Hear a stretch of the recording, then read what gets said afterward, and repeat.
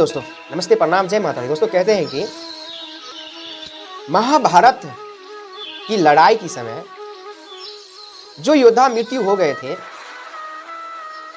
वो रात में कैसे जिंदा हो गए, क्यों हो गए जिंदा? तो दोस्तों कहते हैं कि महाभारत के युद्ध के बाद एक रात में सभी योद्धा जिंदा क्यों हो गए थे?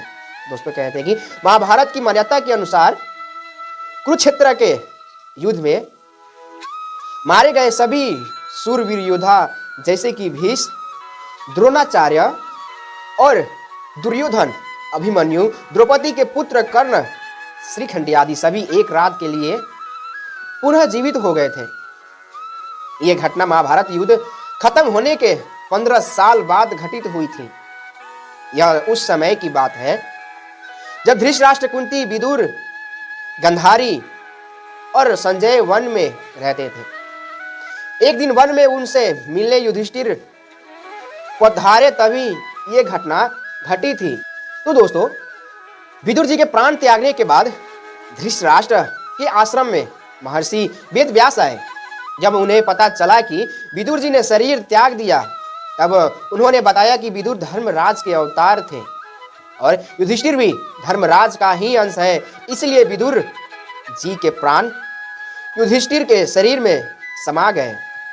महर्षि वेदव्यास ने धृतराष्ट्र, गांधारी और कुंती से कहा कि आज मैं तुम्हें अपनी तपस्या का प्रभाव दिखाऊंगा, तुम्हारी जो इच्छा हो वह मांग लो।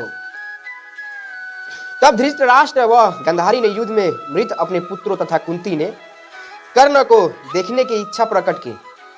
द्रौपदी आदि ने कहा कि वे भी अपने परिजनों का देखना चाहते हैं। महर्षि वेदव्यास ने कहा कि ऐसा ही होगा। युद्ध में मारे गए जितने भी वीर हैं, उन्हें आज रात तुम सभी देख पाओगे। ऐसा कहकर महर्षि वेदव्यास ने सभी को गंगा तट पर चलने के लिए कहा।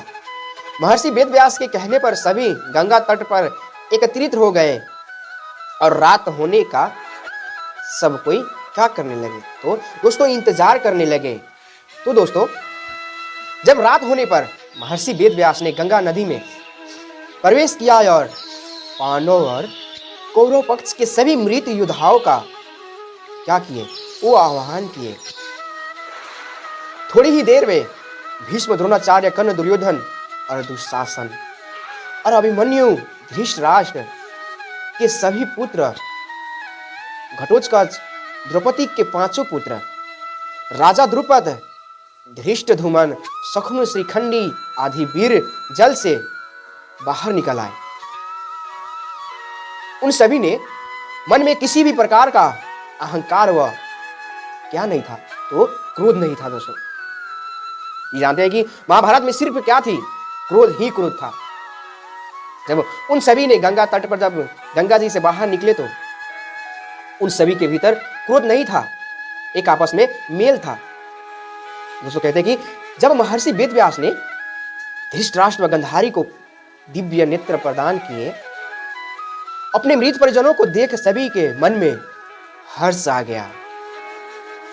एक भयभीत से शरीर में कंपन सी हो गई। तो सारी रात अपने मृत परिजनों के साथ बिताकर सभी के मन में एक संतोष हुआ, एक मन में खुशी जगा, एक मन में दिलासा जगी